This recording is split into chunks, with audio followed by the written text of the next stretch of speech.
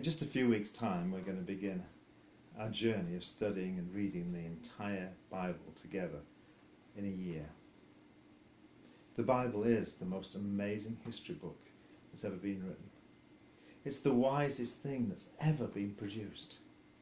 It's also the prettiest poetry that's ever been penned. And yet it's something much, much more than that. It is the way that God's chosen to reveal himself to the world. If we want to know who God is and what he's done, there's no other place to find it.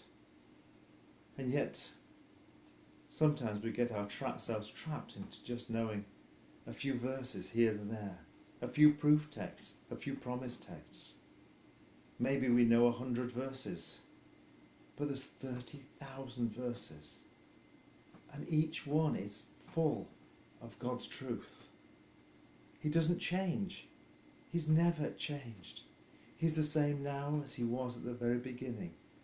And Jesus Christ is the same yesterday, today and forever. And as we read his word, as we study it together, but this isn't a matter of getting to know more about him. It's about getting to know him more. God's interested in a relationship with us. And he's interested in speaking to us. It's by knowing his word that we can test what we hear him say to us.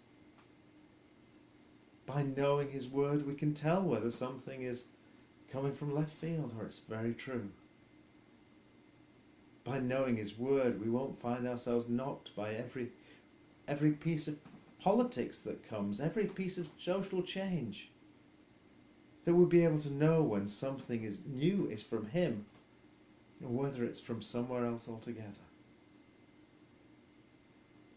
God's revealed himself, he's revealed his nature, he's revealed his purposes through his word. And as we study his word, we get the opportunity to know him more. Not just about him, but to know him. Come join us in this amazing adventure of reading the word of God through in 1 year. We're going to use a chronological Bible. In fact, we're going to use the Tyndale system for doing it. That's going to mean that some days we'll read several different passages on the same day, when all of the ones historically come together.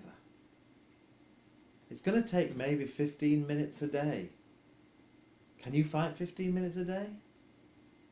How long do you spend watching the news? How long do you spend reading the newspaper? How long do you spend on video games? How long do you spend just doing absolutely nothing? How long do you spend on things that don't have eternal significance? This is something the Lord's calling us to. We're excited about it. Join us as we go on.